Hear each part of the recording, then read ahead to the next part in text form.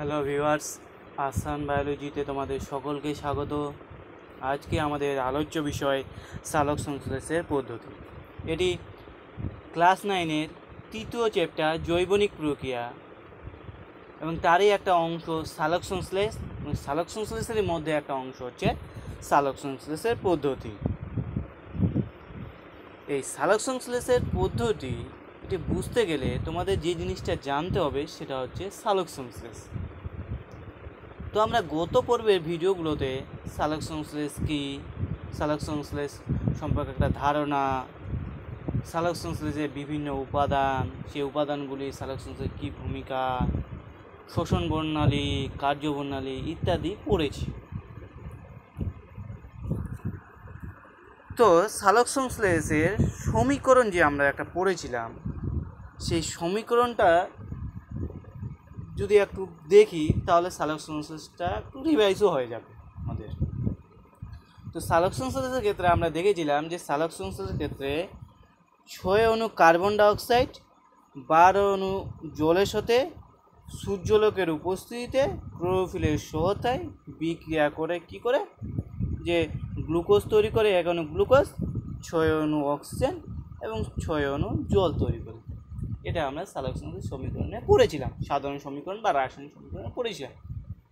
পাশাপাশি এটাও জেনেছিলাম যে সালোক সংশ্লেষে এই যে সমীকরণ, সেই সমীকরণটাকে আমরা বলতে পারি জারণ বিজারণ প্রক্রিয়া। কারণ কি? কারণ সালোক সংশ্লেষের ক্ষেত্রে বা সালোক সংশ্লেষ সমীকরণ যখন সালোক সংশ্লেষ যখন প্রক্রিয়াটা ঘটে তখন কী হয়, কার্বন ডাইঅক্সাইড বিজারিত হয়, অর্থাৎ কার্বন ডাইঅক্সাইডে বিজারণ ঘটে, বিজারিত হয় গ্লুকোজ তৈরি করে। আর কি হয়, জল এটা জারিত হয় বা জলের জারণ ঘটে অক্সিজেন উৎপন্ন। ব্যাস এইটুকু আমরা পড়েছিলাম। তো আজকে যেটা পড়বো সেটা হচ্ছে সালোক সংশ্লেষের পদ্ধতি। এই যে আমরা সালোক সংশ্লেষের সাধারণ যে সমীকরণটা দেখলাম, এই যে সমীকরণটা, এটা আমরা সহজভাবে লিখেছি, কিন্তু আসলে ঘটনাটা এইরকম নয়। ঘটনাটা হয় কি, যে এই যে বিক্রিয়াটা বা এই যে আমরা যে সমীকরণটা করেছি সেটা কিন্তু বিভিন্ন রকম ধাপে ঘটে। অর্থাৎ সালোক সংশ্লেষ পদ্ধতিটা কয়েকটি ধাপে ঘটে, মানে বিভিন্ন রকম কতগুলো স্টেপে ঘটে থাকে। তো এই সালোক সংশ্লেষের ক্ষেত্রে অর্থাৎ বলা যেতে পারে যে সালোক সংশ্লেষ একটা জটিল প্রক্রিয়া, কিন্তু কঠিন নয়। যেই সালোক সংশ্লেষ কী বললাম যে বিভিন্ন রকম ধাপে বা কতগুলো স্টেপে ঘটে। প্রধানত সালোক সংশ্লেষের এই পদ্ধতিটিকে আমরা দুটো ভাগে ভাগ করব। একটা হচ্ছে আলোক দশা আর একটা হচ্ছে কার্বন দশা বা আলোক নিরপেক্ষ দশা। এই আলোক নির্ভর দশা বা আলোক পর্যায় বা আলোক দশা নাম শুনে মনে হচ্ছে যে এই দশাটা কি হয়, আলোর প্রয়োজন পড়ে। আর একটা হচ্ছে আলোক নিরপেক্ষ দশা বা কার্বন দশা। এটা নাম শুনে মনে হচ্ছে কি এটার ক্ষেত্রে আলোর প্রয়োজন পড়ে না, তার জন্য নামটা হয়েছে আলোক নিরপেক্ষ দশা। তোমরা এটা অনেক বইতে পাবে অন্ধকার দশা, যদিও এটা ভুল, অন্ধকার বলা হয় না, দশাটা হয় আলোক নিরপেক্ষ দশা। ও আগের বইগুলোতে অন্ধকার দশা লেখা আছে, কিন্তু বর্তমানে ওটা কারেকশন করে লেখা হয় আলোক নিরপেক্ষ দশা বা লাইট ইন্ডিপেন্ডেন্ট ফেজ। মানে এই দশায় আলোক প্রয়োজন পড়ে না, কিন্তু আলোক পর্যায়ে যে উৎপন্ন যৌগগুলো, সেই যৌগগুলো কিন্তু এই দশায় ব্যবহৃত হয়। কি হয় না হয় সেগুলো আমরা পরবর্তীতে পড়ব। তো আজকে যেটা পড়ব সালোক সংশ্লেষের পদ্ধতির মধ্যে আজকে আলোক নির্ভর দশাটা আমরা পড়ব।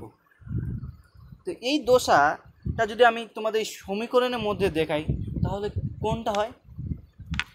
সমীকরণে আমরা দেখব যে জল ভেঙে বা জল যে জারিত হয় অক্সিজেন উৎপন্ন করে, এই প্রক্রিয়াটা হচ্ছে আলোক দশা। আর কার্বন ডাইঅক্সাইড বিজারিত হয়ে যে গ্লুকোজ তৈরি করে সেটা হচ্ছে অন্ধকার দশা। তাহলে সমীকরণ সাপেক্ষে আমরা বলতে পারি জল ভেঙে যে অক্সিজেন তৈরি হয়, অর্থাৎ যে জারণ প্রক্রিয়াটা ঘটে সেটা হচ্ছে আলোক দশা। আর যে বিজারণ প্রক্রিয়া অর্থাৎ কার্বন ডাইঅক্সাইড ভেঙে গ্লুকোজ তৈরি হয়, যে বিজারণ দশাটা ঘটে সেটা হচ্ছে অন্ধকার দশা। সেজন্য অন্ধকার বলা ভুল, আলোক নিরপেক্ষ দশা বা কার্বন দশা বলা যায়। এবার আলোক দশা যদি আমরা বুঝতে চাই তাহলে আমাদের প্রথমে যে জিনিসটা জানতে হবে সেটা হচ্ছে ফটো সিস্টেম বা পিগমেন্ট। তোমরা আলোক দশা পড়বে বা যারা পড়েছো তারা দেখবে, পড়তে গিয়ে একটা শব্দ আমরা শুনতে পাই ফটো সিস্টেম। এই ফটো সিস্টেম জিনিসটা কি? আমরা জানি সালোকসেন্সলেসের ক্ষেত্রে একটা গুরুত্বপূর্ণ উপাদান হচ্ছে ক্লোরোফিল। এই ক্লোরোফিলটা কোথায় থাকে? একটা পাতার কোষে অর্থাৎ ক্লোরোপ্লাস্টের মধ্যে গ্রানাম যেটা থাকে, গ্রানামের থাইলাকয়েড আছে, এই থাইলাকয়েডের মধ্যে কোয়ান্টোজম দানার মধ্যে ক্লোরোফিল অণু থাকে।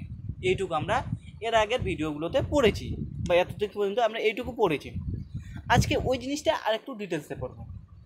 কী হয় ফটো সিস্টেমের সংজ্ঞা যদি বলি, ক্লোরোপ্লাস্টের গ্রানামের থাইলাকয়েড পর্দায় উপস্থিত ক্লোরোফিল, ক্যারোটিনয়েড, প্রোটিন ও বিভিন্ন ধরনের উৎসেচকের সমন্বয়ে গঠিত তন্ত্র অংশ, একক তন্ত্র বলা যেতে পারে ওটা, বা অংশ বলা যেতে পারে, বা একটা হচ্ছে একক বলা যায়, সেটা হলো রঞ্জকতন্ত্র, বা হচ্ছে ফটোসিস্টেম ফটোসিনথেটিক ইউনিট, বা ফটোসিস্টেম, বা বলা হয় কোয়ান্টোজম। মানে কোয়ান্টোজম, ফটোসিস্টেম, রঞ্জকতন্ত্র ইত্যাদি বিভিন্ন রকম নাম আছে।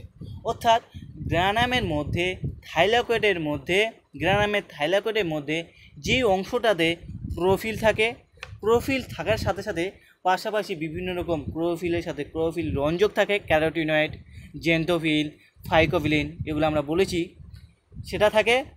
আর কি থাকে? বিভিন্ন রকম উৎসেচক থাকে। কি উৎসেচক? ফটোসিনথেসিসে সাহায্যকারী উৎসেচক থাকে। সেই অংশটাকে বা সেই এককটাকে বলা হয় রঞ্জকতন্ত্র। তার রঞ্জকতন্ত্রটা নিয়ে ঘাবড়ানো কোনো দরকার নেই। বলবো যে থাইলাকয়েডের মধ্যে যেই অঞ্চলটাতে বা যেই জায়গায় যেই অংশগুলোতে বা যেই এককে বা যে তন্ত্রের মধ্যে ক্লোরোফিল থাকে, ক্লোরোফিলের পাশাপাশি বিভিন্ন রকম রঞ্জক থাকে, আর কি থাকে? বিভিন্ন রকম উৎসেচক থাকে, সেটা হচ্ছে ফটোসিস্টেম। এবার সালোকসেন্সলেসের আলোক দশায় দুই রকমের ফটোসিস্টেম ব্যবহৃত হয়, একটা হচ্ছে ফটোসিস্টেম 1 আর একটা ফটোসিস্টেম 2। তাহলে পিএস ফটোসিস্টেমকে আমরা সংক্ষেপে করে লিখেছি পিএস। বা সালোকসেন্সলেসের আলোক দশায় দু রকম বা আলোক পর্যায়ে দু রকমের পিএস ব্যবহৃত হয়, একটা হচ্ছে ফটোসিস্টেম 1, ফটোসিস্টেম 2। এই ফটোসিস্টেম 1 আর ফটোসিস্টেম 2 এর মধ্যে পার্থক্য কী? দুটাই রঞ্জকতন্ত্র, কিন্তু এই পার্থক্যটা হচ্ছে ফটোসিস্টেম 1 বেশি তরঙ্গ দৈর্ঘ্যের আলো শোষণ করে, ফটোসিস্টেম 1 বেশি তরঙ্গ দৈর্ঘ্যের আলো শোষণ করে, আর ফটোসিস্টেম 2 কম তরঙ্গ দৈর্ঘ্যের আলো শোষণ করে। এবার ফটোসিস্টেম 1 অর্থাৎ পিএস, সে 700 ন্যানোমিটার তরঙ্গ দৈর্ঘ্যের আলো শোষণ করতে পারে। এই আলোর শোষণ ব্যাপারটা আমরা আলোক পর্যায়ে যখন কি বলেছিলাম, শোষণ বর্ণালী, কার্য বর্ণালী পড়েছিলাম, তখন বলেছিলাম, সেই ভিডিওটা তোমরা দেখবে, সেখানে বুঝতে পারবে। তাহলে PS1 যেটা আছে সেটা কি করে 700 ন্যানোমিটার তরঙ্গ দৈর্ঘ্যে আলোক শোষণ করতে পারে, সেজন্য এটাকে কি লেখা হয়? P700 লেখা হয়। ঠিক আছে, এটা জাস্ট লেখার জন্য, সুবিধার জন্য লেখা হয় P700। অ্যাকচুয়ালি ওটা ঘটনাটা কি? PS1 photosystem 1। আর PS2টা কি? কম তরঙ্গ দৈর্ঘ্যের আলো, মানে 680 ন্যানোমিটার তরঙ্গ দৈর্ঘ্যের আলো বেশি শোষণ করতে পারে, সেজন্য এটাকে বলা হয় P680। PS হবে না, এসটা কাটা যাবে এখানে, এখানে শুধু P হবে।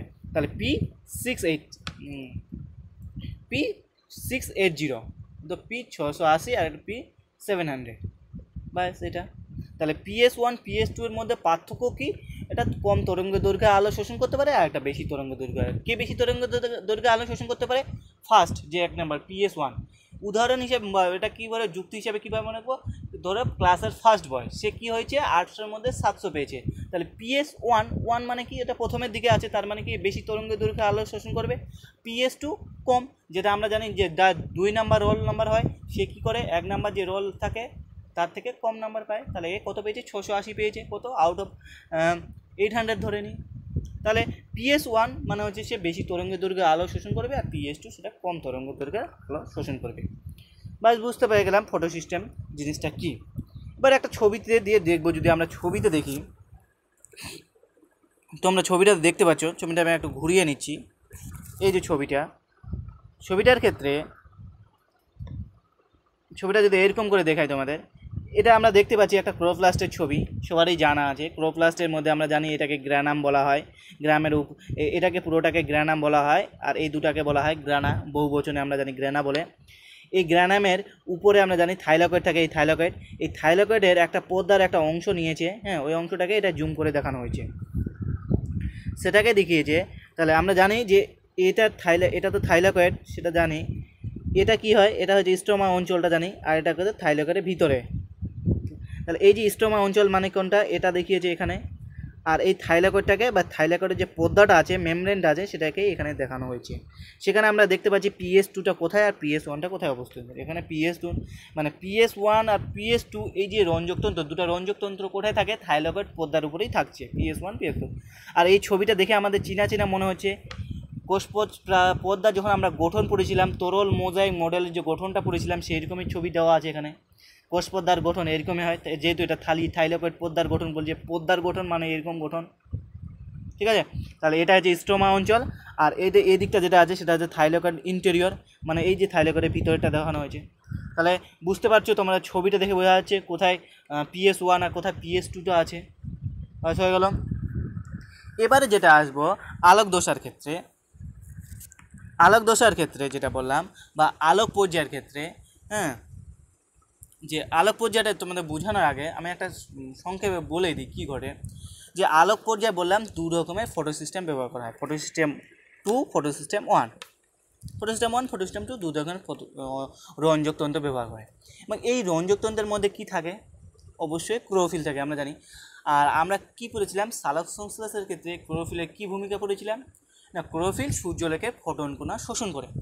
তাহলে এই যে PS2 বা PS1 এই যে রঞ্জকতন্ত্র কী করবে, এটা ফোটন কণা শোষণ করবে। ছবিতে দেখতে পাচ্ছি আমরা ফোটন কণা শোষণ করেছে। তাহলে ক্লোরোফিল কী করে, সূর্যালোকের ফোটন কণা শোষণ করে, আমরা এটুকু জানি। তারপর কি হয়, ক্লোরোফিল সেই সূর্যালোকে যখন ফোটন কণা শোষণ করে তখন ক্লোরোফিল উত্তেজিত হয়ে যায়, এটাও পড়েছি। এবং ওই উত্তেজিত ক্লোরোফিল বা সক্রিয় ক্লোরোফিল কী করে, জলকে H+ ও H আয়নে ভেঙে দেয়। এদিকে কী করেছি, এই ক্লোরোফিল, সক্রিয় ক্লোরোফিল জলকে, এই যে আমরা জল এখানে লিখেছি, জলকে H+ ও H আয়নে ভেঙে দিয়েছে। এইটুকু পর্যন্ত আমরা পড়েছি। যখন আমি ক্লোরোফিলের ভূমিকা বলেছিলাম তখন বলেছিলাম, কারণ ক্লোরোফিলের সালোক সংশ্লেষের ক্ষেত্রে ক্লোরোফিলের কী ভূমিকা, ক্লোরোফিলের যেটা ভূমিকা সেটাই তো রঞ্জকতন্ত্রের ভূমিকা হবে, কারণ রঞ্জকতন্ত্রের মধ্যে কী আছে, ক্লোরোফিল আছে। তাহলে PS1 এর ভূমিকা এখানে কী হবে, যদি আমি ফটো সিস্টেম 1 বা ফটো সিস্টেম 2 এর কথা বলি, আলোক দশার ক্ষেত্রে বা আলোক পর্যায়ের ক্ষেত্রে, সেক্ষেত্রে PS এটা রঞ্জকতন্ত্র, সেটা কি ক্লোরোফিল। তাহলে এই PSটা কী করবে, সূর্যালোকের ফোটন কণা শোষণ করবে। ব্যাস, কাজ হয়ে গেলো, ফোটন কণা শোষণ করলো। তারপর কী হয়েছে, PS2 ফোটন কণা যখন শোষণ করছে, উত্তেজিত হয়ে যাবে। উত্তেজিত হওয়ার পর সক্রিয় ক্লোরোফিল, আমরা জানি যে জলকে H+ ও H আয়নে ভেঙে দেয়। তাহলে জলটাকে ভেঙে দিয়েছে, H+ 2H+ করেছি, আর একটা OH আয়নে ভেঙে দিয়েছে, ব্যাস হয়ে গেছে। আর একটা কী করে, আর একটা নতুন জিনিস হয়, যে সক্রিয় ক্লোরোফিল যখন ক্লোরোফিল প্রথমে হচ্ছে, আর একটা নতুন জিনিস আজকে যেটা বলবো সেটা হচ্ছে, ক্লোরোফিল সূর্যালোকে ফোটন কণা শোষণ করে উত্তেজিত হয়। এই উত্তেজিত ক্লোরোফিল অণু থেকে ইলেকট্রন নির্গত হয়, যেটা এর আগের দিন আমরা বলিনি।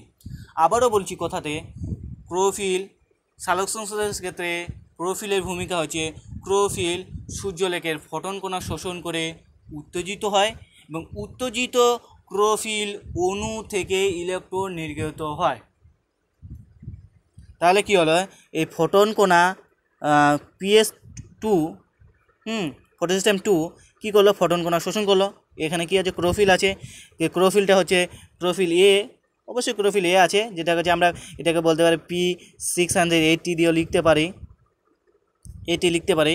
তাহলে লিখছি না এখন। এটা কী করলো, এই ফটো সিস্টেমটা কী করলো, যখন এটা ফোটন কণা শোষণ করলো, তারপর উত্তেজিত হয়ে গেল।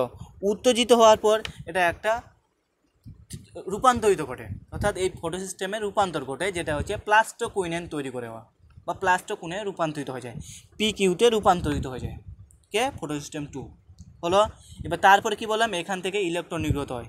এখান থেকে আমরা দেখতে পাচ্ছি ছবিতে ইলেকট্রন নির্গত হচ্ছে, উত্তেজিত ক্লোরোফিল অণু থেকে ইলেকট্রন নির্গত হয়। এই ইলেকট্রনগুলি কি হয়, বিভিন্ন রকম ইলেকট্রন বাহকের মাধ্যমে PS2 থেকে PS1 পৌঁছায়। এটুকু বুঝতে পারলাম। PS1 মানে PS2 মানে কি হচ্ছে, ওর মধ্যে ফটো সিস্টেম আছে, ওর মধ্যে কী আছে, ক্লোরোফিল অণু আছে। এই ক্লোরোফিল অণুটা কী করবে, সূর্যালোকে যখন ফোটন কণা শোষণ করছে তখন ও উত্তেজিত হয়ে আছে। উত্তেজিত হওয়ার পর ও কী করছে, PS2 রূপান্তরিত হয়ে যাচ্ছে প্লাস্টোকুইননে। প্লাস্টোকুইননে যখন রূপান্তরিত হচ্ছে সেখান থেকে ইলেকট্রন নির্গত হচ্ছে। এই ইলেকট্রনগুলো বিভিন্ন রকম ইলেকট্রন বাহকের মাধ্যমে, আমি এই ছবিটাতে দেখাইনি, বিভিন্ন রকম ইলেকট্রন বাহকের মাধ্যমে PS2 থেকে PS1-এ চলে আসে। তাহলে এখান থেকে বিভিন্ন রকম ইলেকট্রন মাধ্যমে কোথায় চলে আসে, PS1-এ আসে। আসলো, এবার কি হলো, PS1 যেহেতু এটা একটা ফটো সিস্টেম বা রঞ্জকতন্ত্র, এখানেও কি হচ্ছে, ক্লোরোফিল অণু আছে। কী করবে, হচ্ছে ফোটন কণা শোষণ করবে। শোষণ করার পর প্লাস PS1 ফোটন কণা শোষণ করলে কি ও উত্তেজিত হয়ে যাবে। উত্তেজিত হলে এরও রূপান্তর ঘটবে। এই রূপান্তরিত হয়ে FRS-এ পরিণত হয়েছে। FRS-এর ফুল ফর্ম হচ্ছে ferredoxin reducing substance. Ferredoxin reducing substance অর্থাৎ FRS-এ পরিণত হচ্ছে কে, PS1। তাহলে PS1 কি হলো, ফোটন কণা শোষণ করার পর উত্তেজিত হলো। উত্তেজিত হওয়ার পর কী করলো, FRS-এ পরিণত হলো। এবার এখান থেকে কী হবে, ইলেকট্রন নির্গত হবে। তাহলে এই ইলেকট্রনটা তখন কী হবে, এই ইলেকট্রনটা এসে FD-তে জমা হবে, অর্থাৎ ফেরোডক্সিন থেকে জমা হবে। FD ফুল ফর্ম হচ্ছে ফেরোডক্সিন। ফেরোডক্সিন কি, একটা ইলেকট্রন বাহক। তাহলে সেখান থেকে ইলেকট্রনটা কী হলো, FD-তে চলে আসলো। আসার পর এই ইলেকট্রনটা তখন কী হবে, এই ইলেকট্রনটা পাতার কোষে এক ধরনের যৌগ থাকে NADP, nicotinamide adenine dinucleotide phosphate. আমরা যখন সালোকসংশ্লেষে সাহায্যকারী উপাদান হিসাবে আমরা এটা পড়েছিলাম। তাহলে পাতার কোষের মধ্যে NADP নামক এক ধরনের যৌগ থাকে। এই যৌগটা কি করতে পারে, ইলেকট্রন গ্রহণ করতে পারে, অর্থাৎ ইলেকট্রন গ্রাহক হিসাবে কাজ করে। ঠিক আছে, তাহলে কি করে, এই পাতার কোষে NADP থাকে, ওই NADP কি করে, FAD থেকে ইলেকট্রনটা গ্রহণ করে নেয়। তাহলে NADP আর প্লাস কী হয়, ইলেকট্রন যুক্ত হয়ে যাচ্ছে। তাহলে NADP প্লাস 2E করেছি, দুটো ইলেকট্রন যুক্ত হয়েছে। আর কি হয়, এই যে আমরা এখানে দেখেছিলাম যে ক্লোরোফিল, এই যে ফটোসিস্টেম 2 এর ক্ষেত্রে ক্লোরোফিল কী করেছিল, ফটোসিস্টেম 2, তার মানে এখানে ক্লোরোফিল আছে। এই ফটোসিস্টেম 2 যখন উত্তেজিত হয়ে যাচ্ছে তখন ওই সক্রিয় ক্লোরোফিল জলকে ভেঙে দিয়েছিল। জলকে ভেঙে দেওয়ার পর কী করেছিল, H+ আর OH আয়নে ভেঙে দিয়েছিল। আমরা দেখেছি H+ আর OH আয়নে ভেঙে দিয়েছে। এই H+টা তখন কি করে আসে, এই NADPর সঙ্গে যুক্ত হয়ে যায়। তাহলে কি হয়, NADP প্লাস 2H+ প্লাস হচ্ছে NADP প্লাস হচ্ছে 2H+ প্লাস 2E ইলেকট্রন দিয়ে কী তৈরি করে, NADPH প্লাস H+ নামক একটা যৌগ তৈরি করে। তাহলে বুঝতে পারলাম যে এই ইলেকট্রনটা কোথায় যাচ্ছে। তাহলে এটা সংক্ষেপে বলতে পারি যে ক্লোরোফিল অণু সূর্যালোকের ফোটন কণা শোষণ করার পর ও উত্তেজিত হয়। উত্তেজিত হওয়ার পর ওখান থেকে ইলেকট্রন নির্গত হয়। ওই ইলেকট্রনটা ফটোসিস্টেম 2 থেকে বিভিন্ন রকম ইলেকট্রনের মাধ্যমে ফটোসিস্টেম 1-এ আসে। আবার ফটোসিস্টেম 1 থেকে ইলেকট্রনটা ফেরোডক্সিনের মধ্যে যায় এবং ফেরোডক্সিন থেকে ইলেকট্রনটা NADP নিয়ে গ্রহণ করে। NADP ওই ইলেকট্রন গ্রহণ করার পর ও কী করে, এই যে একদিকে কি হয়, জল ভেঙে যে হাইড্রোজেন তৈরি হয়েছিল, সেই হাইড্রোজেন ওই NADPর সঙ্গে যুক্ত হয়ে যায়। তাহলে কি হয়, NADP plus 2E plus 2H যুক্ত হয়ে NADPH প্লাস H+ তৈরি করে। তাহলে এটা হলো আলোক দশায় বা আলোক পর্যায়ে উৎপন্ন একটা যৌগ। আলোক পর্যায়ে উৎপন্ন একটা যৌগ হয়ে গেল NADPH। এই জিনিসটা বুঝতে পারলাম। এবার এখানে একটা কোশ্চিন থাকতে পারে যে স্যার এখানে PS2টা আগে হলো কেন, PS1টা হলো না কেন। কি হয় যে ইলেকট্রন সবসময় কম থেকে বেশির দিকে যায়। আমরা পড়েছি PS2 কম তরঙ্গ দৈর্ঘ্যে আলো শোষণ করে, 680 ন্যানোমিটার তরঙ্গে আলো দৈর্ঘ্য শোষণ করে। তাহলে সেজন্য PS2তে যে ইলেকট্রনটা আছে সেটাকে যে কম তরঙ্গ দৈর্ঘ্যের, সেখান থেকে কী হচ্ছে, কম থেকে বেশি দিকে যাচ্ছে, অর্থাৎ PS2 থেকে PS1-এর দিকে যাচ্ছে। বুঝতে পারলাম। তাহলে এটা হলো। এবার এই যে জলটা ভেঙে, দুই অণু জল ভেঙে H+ তৈরি করেছিল, আর একটা OH মাইনাস তৈরি করেছিল। তাহলে এই H প্লাসটাতে আমরা বুঝতে পারলাম সেই H প্লাসটা NADPর সঙ্গে যুক্ত হয়ে গেছে, দিয়ে NADPH প্লাস H প্লাস তৈরি করেছে। আর এই OHটা কি হয়েছে, এই OHটা আমি এখানে দেখিয়েছি, এখানে হিজিবিজি হয়ে গেছে সেই জন্য দেখিয়েছি এখানে 2OH থেকে দুটো ইলেকট্রন বেরিয়ে গেছে। তাহলে কি হয়েছে, 2OH পজিটিভ হয়ে গেছে বা ধনাত্মক আয়ন হয়ে গেছে। এবার এই 2OH থেকে 2OH, এই 2OH এর মধ্যে হাইড্রোজেন কটা আছে, দুটো, অক্সিজেন কটা আছে, দুটো। এখান থেকে কি হয়েছে, জল তৈরি হয়েছে। তাহলে একটা জলের মধ্যে অক্সিজেন কটা থাকে, অক্সিজেন থাকে একটা, হাইড্রোজেন কটা থাকে দুটো। আর বাকি থাকলে তাহলে এখান থেকে হয়ে গেল অক্সিজেন একটা, হাইড্রোজেন দুটো থাকলো, টোটাল তিনটা। কিন্তু এখানে কটা ছিল, আমাদের চারটা ছিল। তার মানে কি এখানে একটা অক্সিজেন ও থাকছে, ও পরমাণু থাকছে। তার মানে 2OH থেকে কি উৎপন্ন হচ্ছে, এক অণু জল তৈরি হচ্ছে আর একটা অক্সিজেন পরমাণু পড়ে থাকছে। এই অক্সিজেন পরমাণু পড়ে থাকে না, এই অক্সিজেন পরমাণুটা তখন কি করে, এটাকে আমরা ক্যালকুলেশন তৈরি করেছি যে অক্সিজেন পরমাণুর সঙ্গে হাফ দিয়ে O2 করে দিয়েছি। অক্সিজেনটাকে, অক্সিজেন যে পরমাণুটা ছিল সেটাকে আমরা কি করেছি, অক্সিজেন ফর্মে বা গ্যাসীয় ফর্মে নিয়ে এসেছি, মানে O2তে নিয়ে এসেছি। তাহলে O2তে যদি নিয়ে আসি তাহলে হাফ যুক্ত করে দিই, মানে এটা একটা ম্যাথমেটিক ক্যালকুলেশন করা আছে, এখানে কিছু নেই। হাফ O2 করেছি, তাহলে হাফ অক্সিজেন, তার মানে হাফ অণু অক্সিজেন তৈরি হয়েছে। এটা এখানে দেখানো হয়েছে 2OH, এটা ইলেকট্রন বের করে দিয়েছে, বের করে দেওয়ার পর এটা 2OH এ পরিণত হয়েছে। 2OH থেকে তখন কী হয়েছে, হাফ অণু অক্সিজেন তৈরি হয়েছে, হাফ অণু জল তৈরি হয়েছে। বাস এইটু দেখলাম আমরা।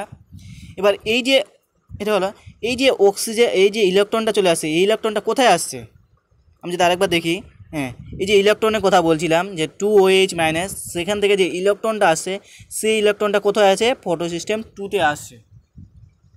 এটা কি করে, এটা আমরা পড়ব যে ক্লোরোফিল যখন সক্রিয় ক্লোরোফিল সূর্যালোক, মানে ক্লোরোফিল সূর্যালোকে ফোটন কণা শোষণ করার পর সক্রিয় হয়ে যায়, উত্তেজিত হয়ে যায়। উত্তেজিত হওয়ার পর কী হয়, সেখান থেকে আমরা পড়লাম সে কি করে, জলকে ভেঙে দেয়, H+OH আয়নে ভেঙে দেয়, এটা পড়লাম। প্লাস সক্রিয় ক্লোরোফিল কী করে, সক্রিয় ক্লোরোফিল অণু থেকে ইলেকট্রন নির্গত হয়, এই ইলেকট্রনটা বেরিয়েছে। এবার যে এই যে এটা তো উত্তেজিত আছে, এটাকে স্বাভাবিক অবস্থা নিয়ে আসতে হবে।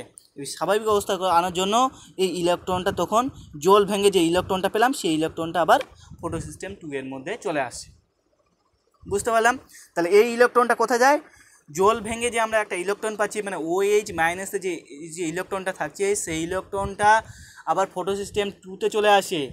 2তে চলে আসার পর কী করে, অর্থাৎ ক্লোরোফিলটাকে স্বাভাবিক অবস্থায় নিয়ে আসে, উত্তেজিত ক্লোরোফিলকে স্বাভাবিক অবস্থায় নিয়ে আসে। ভাই বুঝতে পেরেছি আশা করি। এটা ছিল সালোক সংশ্লেষের আলোক বিক্রিয়ার সরল চিত্র। তাহলে আলোক দশা আমরা কি পেলাম, উপজাত বস্তু হিসাবে, উপজাত বিস্তার বা উৎপন্ন যৌগ পেলাম NADPH, H+, এটা পেলাম O2, আর একটা হচ্ছে জল, এই তিনটা পেয়েছি।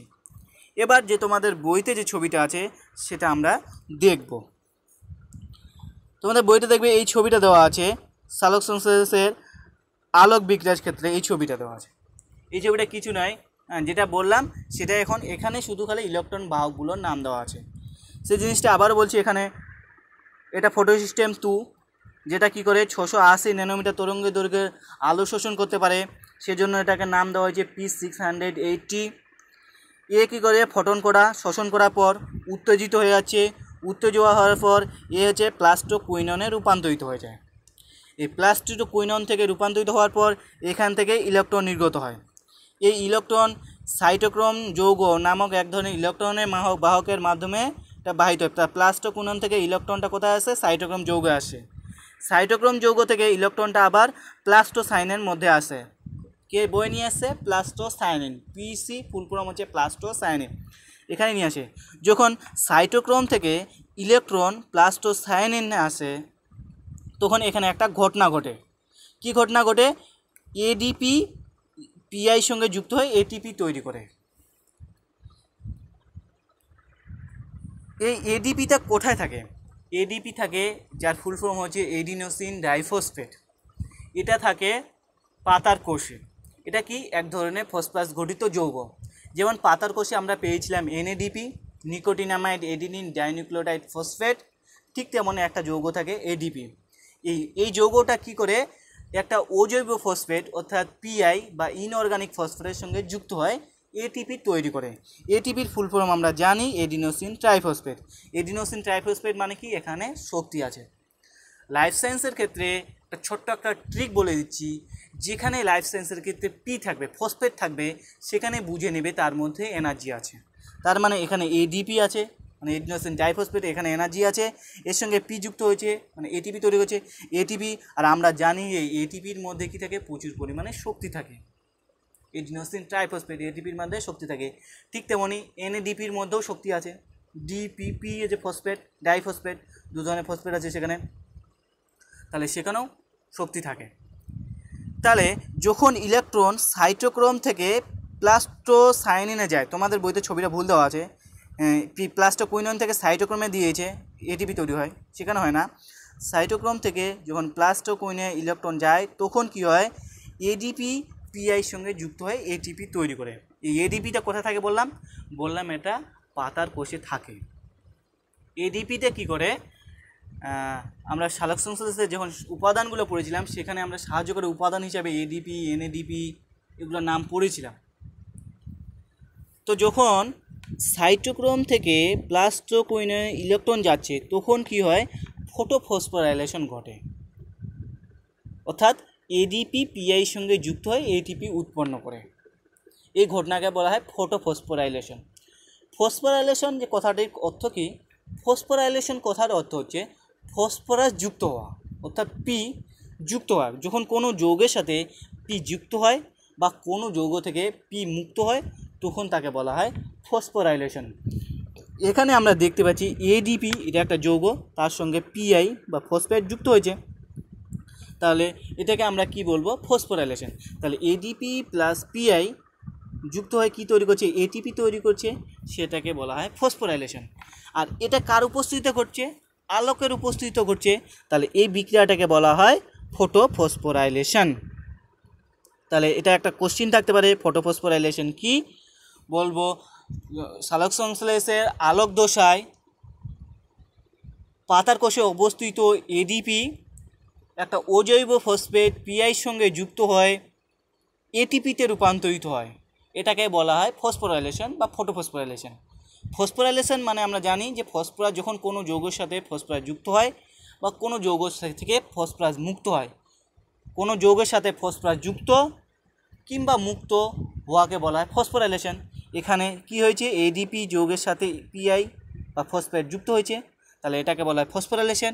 আর যেহেতু এটা কি হয়, আলোকের উপস্থিতিতে ঘটে, সেজন্য এই ঘটনাটাকে বলা হয় ফটোফসফোরাইলেশন। বুঝতে পারলাম।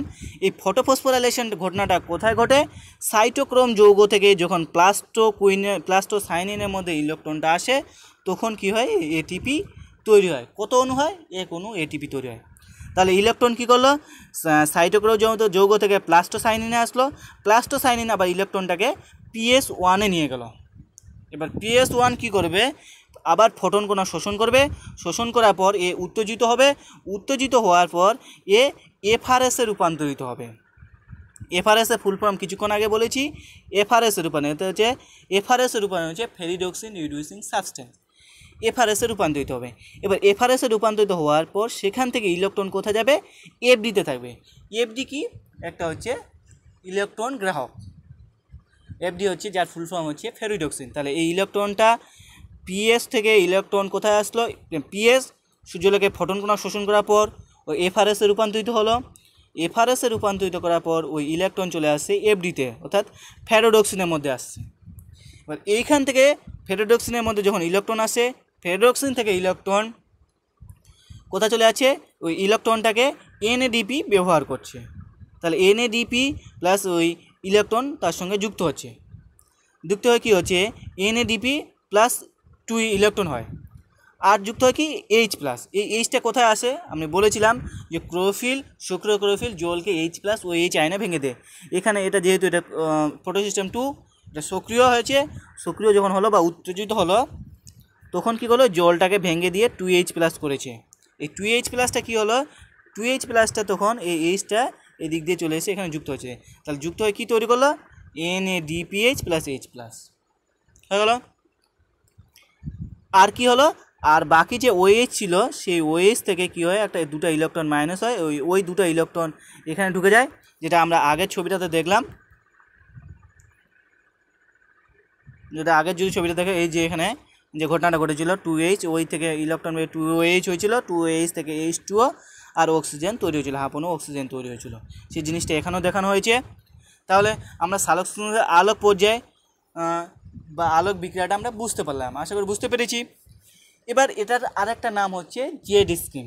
জেড স্কিম কেন নাম দেওয়া হয়েছে বা জেড প্রকল্প কেন নাম দেওয়া হয়, এটাতে যদি আমরা দেখি এটাতে কি করেছি, এই যে এই ঘটনাটা ঘটেছে, এই যে এরকম করে একটা যে ঘটনা ঘটেছে, এখানে কিছু নেই, দেখা হয়েছে।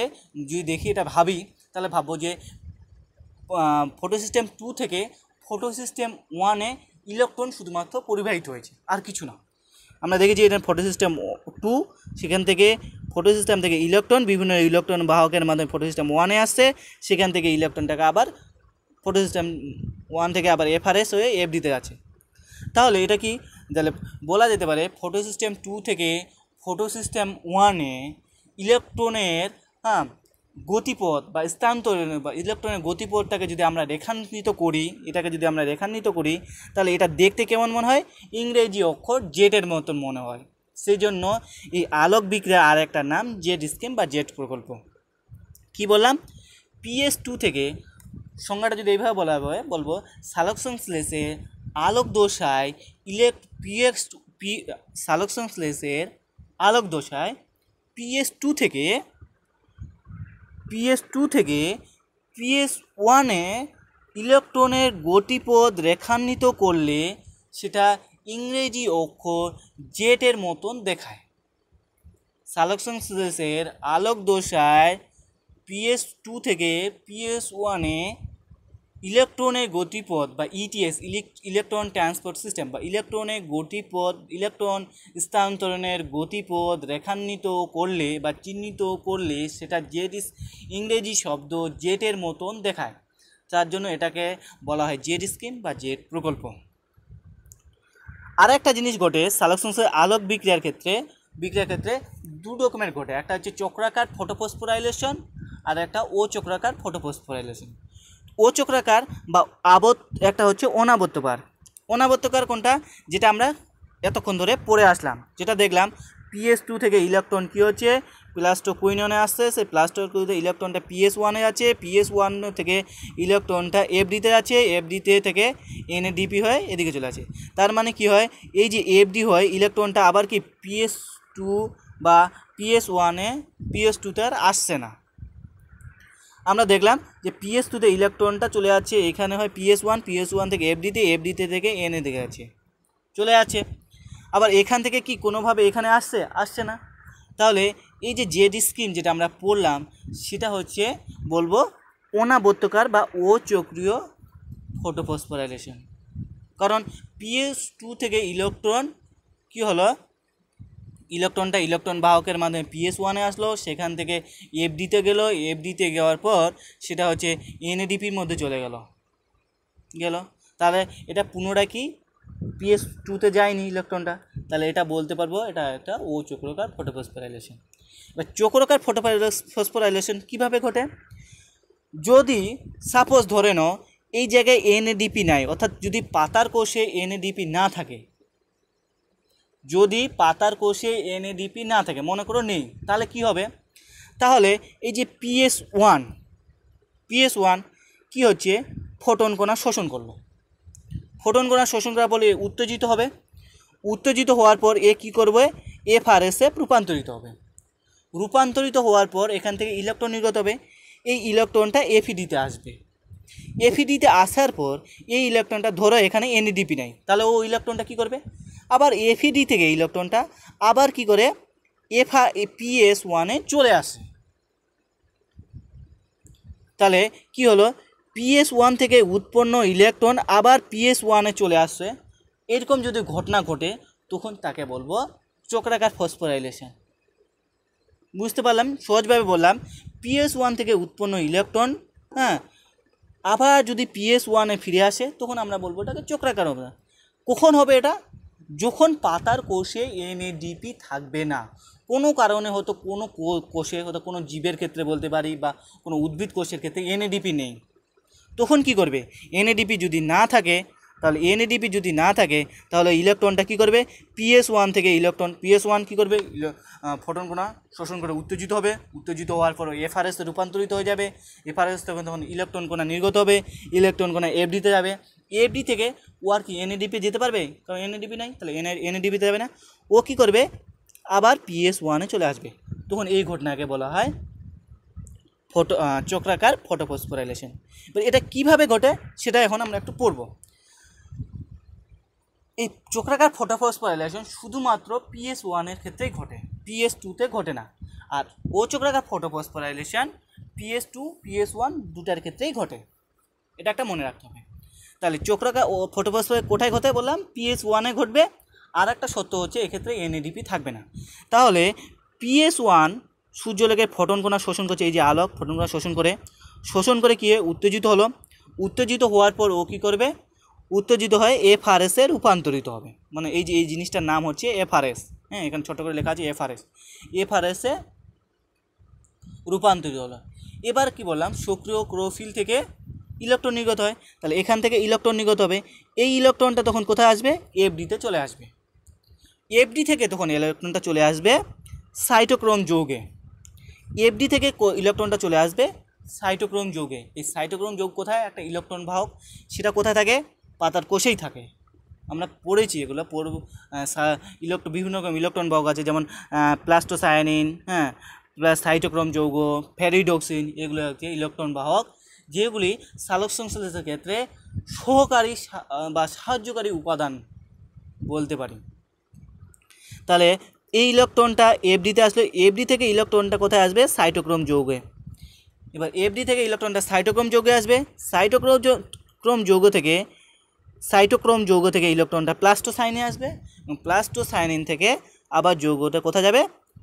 PS1-এ চলে আসবে। তাহলে PS1 থেকে উৎপন্ন ইলেকট্রন কোথায় যাচ্ছে হচ্ছে এফডিতে, এফডি থেকে চলে আসছে সাইটোক্রোম যৌগে, সাইটোক্রোম যৌগ থেকে প্লাস্টোসায়ানিন, এবং প্লাস্টোসায়ানিন থেকে আবার PS1। এবার আরেকটা ভালো করে ছবিটা দিয়ে দেবো, এই ছবিটা এখানে আছে চক্রাকার ফটোফসফোরাইলেশনে P700, হ্যাঁ, এটা কি করলো? ফোটন কণা শোষণ করার পর এটাকে এফআরএসে রূপান্তরিত হয়েছে। এফআরএসের নাম হচ্ছে ফেরিডক্সিন রিডিউসিং সাবস্টেন্স। এফআরএস থেকে কি হলো?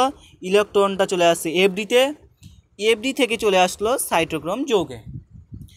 এফডি থেকে যখন ইলেকট্রন সাইটোক্রোম যৌগতে চলে আসে, তখন ওখানেও আবার ফটোফসফোরাইলেশন ঘটে।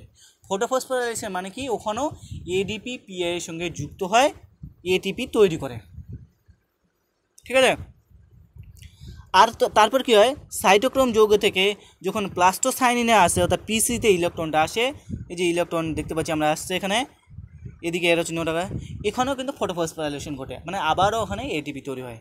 হওয়ার পর পিসি থেকে ইলেকট্রনটা আবার P100-এ চলে আসে, তখন এইটাকে বলা হয় চক্রাকার ফটোফসফোরাইলেশন। তাহলে চক্রাকার ফটোফসফোরাইলেশনে আমরা দেখতে পাচ্ছি দু ধরনের এটিপি তৈরি হয়। আর ও চক্রাকার ফসফোরাইলেশনে যদি আমরা দেখি, সেক্ষেত্রে দেখব একমাত্র একটাই এটিপি তৈরি হয়। তাহলে এটাও একটা বলা যেতে পারে, কোশ্চিন থাকতে পারে, চক্রাকার ফটোফসফোরাইলেশনে কত অণু এটিপি তৈরি হয়? 2 অণু। আর ও চক্রাকার ফটোফসফোরাইলেশনে কত অণু এটিপি হয়? 1 অণু এটিপি উৎপন্ন হয়। কোথায় উৎপন্ন হয়? যখন সাইটোক্রোম যৌগ থেকে প্লাস্টোসায়ানিনের মধ্যে ইলেকট্রন প্রবাহিত হয়, তখন এটিপিটা উৎপন্ন হয়। হয়ে গেল? তাহলে আজকে যেটা একটা নতুন জিনিস পড়লাম, সেটা হচ্ছে আমরা এর আগের দিন যেটা পড়েছিলাম ক্লোরোফিলের ভূমিকা, সালোক সংশ্লেষে ক্লোরোফিলের ভূমিকা, সেক্ষেত্রে আমরা পড়েছিলাম যে ক্লোরোফিল সূর্যালোকের ফোটন কণা শোষণ করার পর সক্রিয় ক্লোরোফিল জলকে H+ ও H আয়নে ভেঙে দেয়। এইটুকু পর্যন্ত পড়েছিলাম। কিন্তু আজকে একটা নতুন এডিশন হলো, যেটা সক্রিয় ক্লোরোফিল বা বলতে পারি নিষ্ক্রিয় ক্লোরোফিল সূর্যালোকে ফোটন কণা শোষণ করে সক্রিয় হয়, সক্রিয় হওয়ার পর ওটা উত্তেজিত হয়ে যায়, উত্তেজিত হওয়ার পর ওর কিন্তু রূপান্তর ঘটে, যেমন ফটোসিস্টেম 2 রূপান্তরিত প্লাস্টোকিনিয়নে হয়েছে, হওয়ার পর সেখান থেকে ইলেকট্রন নির্গত হয়। তাহলে বলতে পারি সক্রিয় ক্লোরোফিল উত্তেজিত হওয়ার পর সেখান থেকে ক্লোরোফিল অণু থেকে ইলেকট্রন নির্গত হয়। এটা কিন্তু আজকে নতুন পড়লাম। সক্রিয় ক্লোরোফিল থেকে বা ক্লোরোফিল সূর্যালোকে ফোটন কণা শোষণ করার পর উত্তেজিত হয়, উত্তেজিত ক্লোরোফিল অণু থেকে ইলেকট্রন নির্গত হয়। এটা আজকে নতুন পড়লাম, ব্যাস এটা জানলাম। আর একটা জিনিস হয় যেটা হচ্ছে এই যে জল ভেঙে যায়, হ্যাঁ, জল ভেঙে যাওয়াটাকে আমরা বলা হয় ফটোলাইসিস। অর্থাৎ যে আমরা দেখেছি সক্রিয় ক্লোরোফিল জলকে H+OH আয়নে ভেঙে দেয়, যেটাকে বলা হয় photolysis. Lysis means LYSIS, lysis যার বাংলা হচ্ছে বিশ্লেষণ বা ভেঙে দেওয়া। ফটোলাইসিস মানে হচ্ছে আলোকের উপস্থিতিতে। তাহলে আলোকের উপস্থিতিতে কী হয়, আমরা জলটা ভেঙে যায়। এই যে জল ভেঙে কী তৈরি করলো, H+ আর OH আয়ন ভেঙে যায়। তাহলে জল ভেঙে সূর্যালোকের উপস্থিতিতে, হ্যাঁ, সক্রিয় ক্লোরোফিল জলকে H+ আর OH আয়নে যে ভেঙে দিচ্ছে, এটাকে বলা হয় কি বলে, ফটোলাইসিস। আর ফটোলাইসিস সংজ্ঞাটা বা আলোক বিশ্লেষণ বলা হয়। ফটোলাইসিস, লাইসিস মানে আমি কি বললাম, বিশ্লেষণ বা ভেঙে দেওয়া, ফটো মানে আলোক, আলোকের উপস্থিতিতে বিশ্লেষণ হলে এটাকে ফটোলাইসিস বলা হয়। বা এটাকে আরও একটা ভালোভাবে বলা হয় যে ফটোলাইসিস অফ ওয়াটার। মানে সূর্যালোকের মানে ক্লোরোফিলের সক্রিয় ক্লোরোফিল যখন জলকে H+ আর OH আয়নে ভেঙে দিচ্ছে, যে সক্রিয় ক্লোরোফিল যখন H+ আর OH আয়নে ভেঙে দিচ্ছে, তখন ওই ঘটনাটাকে বলা হয় ফটোলাইসিস অফ ওয়াটার বা ফটোলাইসিস বা আলোক বিশ্লেষণ। আর একটা যেটা হয় এটিপি যখন যুক্ত হয়, ADP + PI যুক্ত যখন ATP তৈরি করে, তখন সেটাকে আমরা নাম দিয়েছি ফটোফসফোরাইলেশন। ফসফোরাইলেশন মিন্স ফসফরাস যখন কোনো যৌগের সঙ্গে যুক্ত হয় বা কোনো যৌগ থেকে ফসফরাস মুক্ত হয়। এক্ষেত্রে ফসফরাস যুক্ত হয়েছে, তার জন্য এটাকে ফসফোরাইলেশন বলা হয়েছে। আর ফটোফসফোরাইলেশন কেন বলা হয়েছে, কারণ আলোকের উপস্থিতি ঘটে বলে ফটোফসফোরাইলেশন বলা হয়েছে। তাহলে এই ছিল আজকের আলোক বিক্রিয়া বা আলোক দশা, যেটা আমরা আলোক দশা পড়লাম।